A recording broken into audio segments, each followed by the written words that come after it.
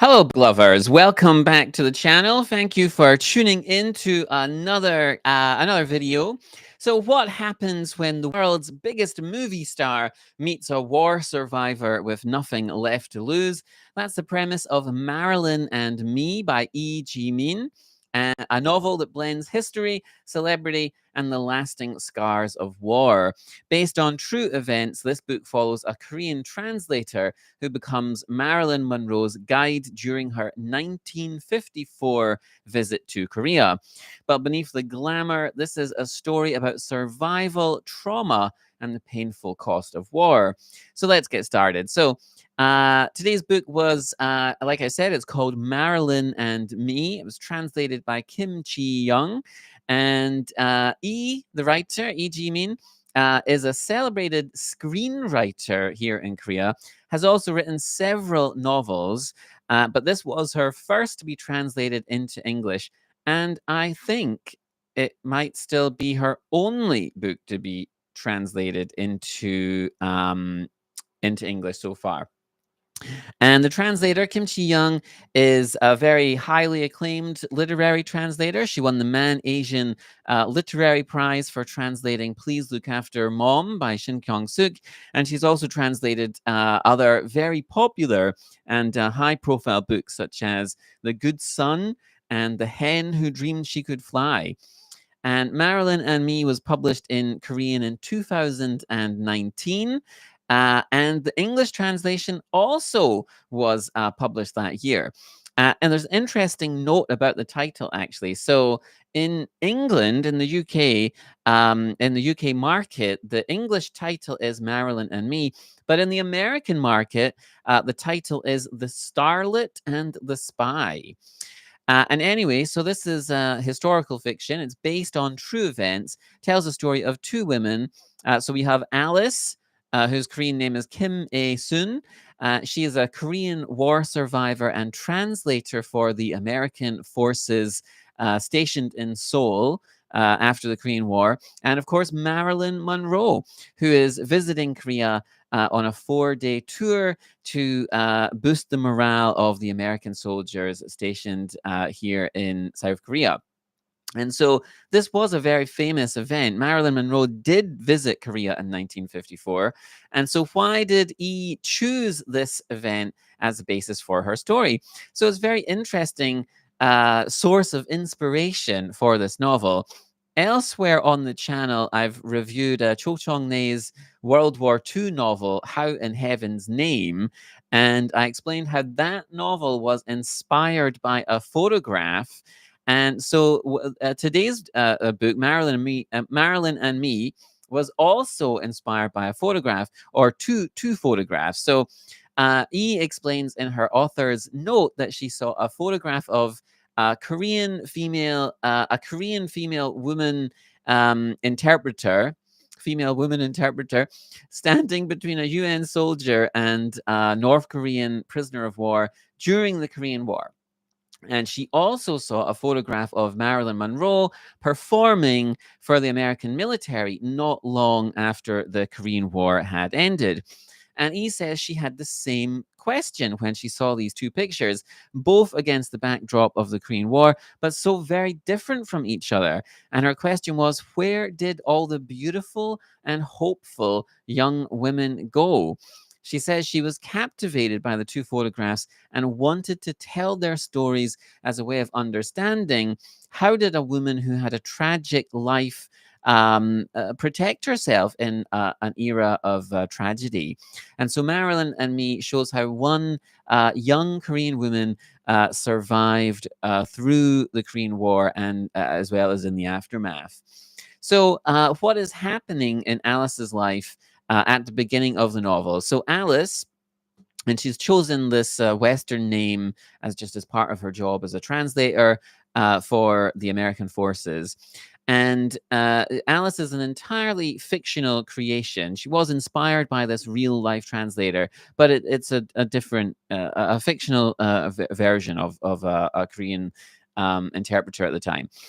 And at the beginning of the novel, it's early 1954, Alice, or Kim A-sun, is living in Seoul. The war is over, the armistice has been signed, and people are beginning to try and put their lives back together. But of course, the conditions everywhere are still awful. Alice, thanks to a connection and her ability to speak English, has a job as a translator and typist for the American forces still stationed in the city. And in this first section of the novel, we're introduced to Alice and quickly realize that she's a deeply damaged and traumatized young woman who is haunted by her experiences before, during, and after the war. And she's just filled with pain and anguish and regret. One day, she's told by the American soldier who's in charge of her department that Marilyn Monroe, possibly the most famous movie star in the world at that time, is visiting Seoul for 4 days, and they need Alice to be her interpreter. And from there, the novel follows a non-linear structure as we have a series of flashbacks to the events that have so traumatized Alice, interspersed with sections in the present day as she accompanies Marilyn Monroe on her tour of army bases. So it might sound like there's a lot going on in this book. Does it all work? Does everything come together? So there are a lot of interesting ideas and situations in this novel. It's a compelling story set against a powerful historical backdrop. But there is a lot going on in what is actually a very short novel. So you have the war story of tragedy and despair, almost unimaginable scenes of death and cruelty, and how people survive the most awful events. You have the story of a famous celebrity visiting a war torn country. And then there's also a story of a doomed love affair, which becomes a tragic love triangle. And on top of all this is a spy thriller element with undercover agents and North Korean spies. And then finally, there's also a strand in the novel about the role and value of art. And all of these elements are very interesting and engaging to different degrees, with romance and intrigue and celebrity and war. And it reminded me of everything from Casablanca to The English Patient, or something like that. But there are some drawbacks to this novel, however. So the problem is that all of these elements are kind of just squashed together and given very little room to breathe. She has all these great ideas for scenes, but sometimes they're just sort of stated. They're not really. She doesn't really bring them to life in a convincing way. There's several big revelations and reveals that are quite underwhelming, because the events leading up to the revelations have just kind of been rushed through, and at times there's a perfunctory quality to several sections of the story. And E can be quite melodramatic in her writing sometimes. So some of the lines and sentences are very obvious and on the nose and a bit over the top, or a little bit cliched at times. And ultimately, this was for me a frustrating and disappointing novel. So, should you give Marilyn and Me a go?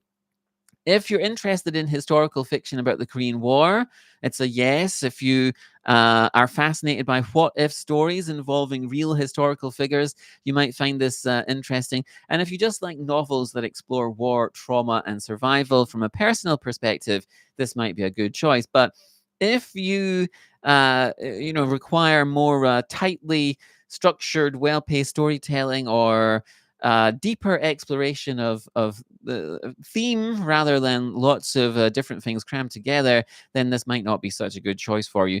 Nevertheless, despite its flaws, Marilyn and Me is a thought-provoking novel that blends history and fiction in a unique way, and it's worth reading for its setting, its themes, and its incredible premise. So, what do you think? Have you read Marilyn and Me, or any other historical fiction about the Korean War? What do you think? Can celebrities truly understand the places they visit during wartime? Please feel free to leave a comment. And if you've enjoyed the video, don't forget to like it to support the channel, subscribe for more deep dives into literature and history, and hit never miss a new upload. And as always, thanks for watching. Take care, and I'll see you the next video.